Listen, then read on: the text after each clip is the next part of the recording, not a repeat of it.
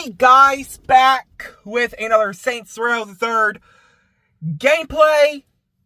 Now, yes, this is part 3 to all Easter eggs and references, plus this time with extra details. But this is just part 3, by the way.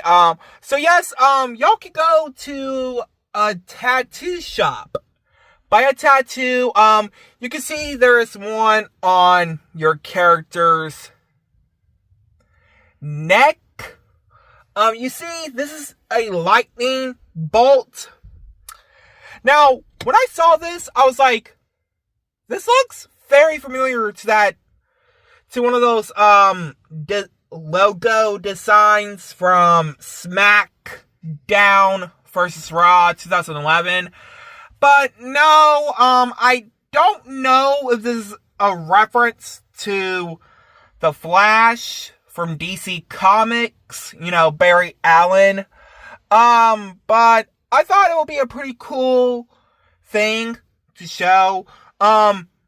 Easter egg number 2. Now, I don't know if this is a reference or an Easter egg to anything. So, here we go.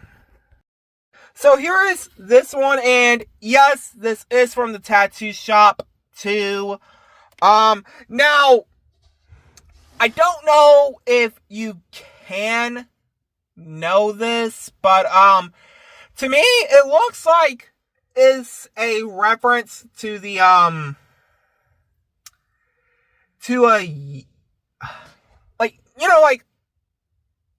one of those, this looks like something you I don't know how to put it to words. Let's say this is a reference to Agent 47's tattoo without the numbers from those games I never played. I know who the character is in the games. I've seen gameplays to those, including the character, including the movies, because the movies aren't that good, in my opinion. So yeah, now this one is kind of a bit of a detail, but a creepy detail. So here is detail number 1. Okay, so I know some of you are going to be wondering, what creepy Easter egg? Well, I am going to play this for you right now in 3, 2, 1.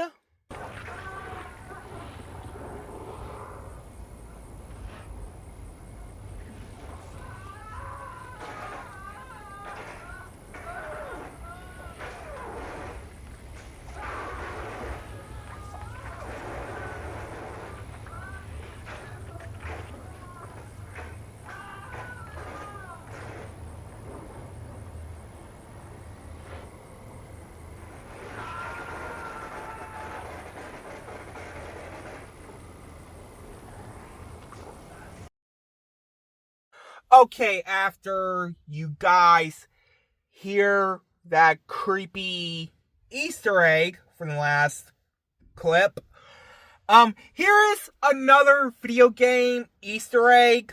By the way, this one is called Payne's House. This is obviously a reference to the Rockstar Max Payne games, including the not so good movie starring Mark Wahlberg. To be honest, I never even seen the movie or played the games. I mean, I didn't find out what the games were till 2012. But it's really cool to hear a reference from the game in Saints Row. Now, here is another video game reference. So, here is this one. Okay, so here is the final Easter egg. Well, technically a reference, but an Easter egg. So, here's this one. Now, this is from the military base. Now, this character is named Mr. Toots.